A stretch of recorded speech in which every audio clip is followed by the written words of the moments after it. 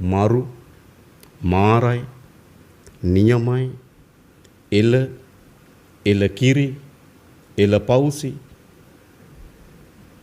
ආතල්, පට්ට, පට්ටාතල්, ඩාන් ගානවා, ඩීන් ගානවා.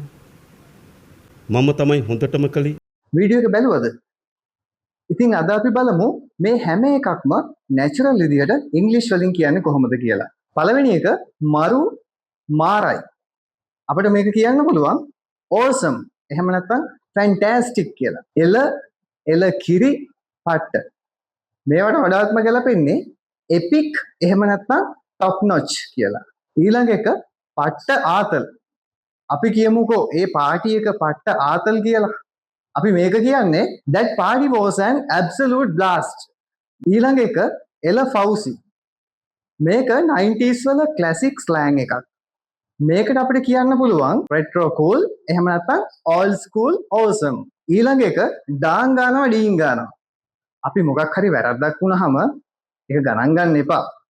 මට චුට්ටක් වැරදුනා. අන්න ඒ වගේ අදහසක් නේ මේකෙන් කියන්නේ. අපිට මේක කියන්න පුළුවන් oops my bad. Just ignore that.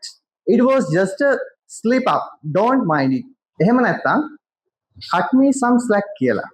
අන්තිම එක ලංකාවේ හැමෝම දන්න famous meme expression එක.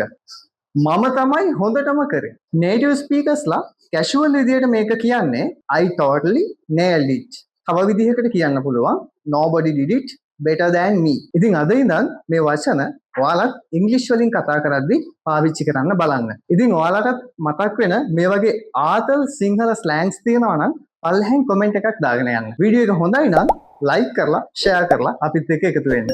අදට ගිහින් එන්න.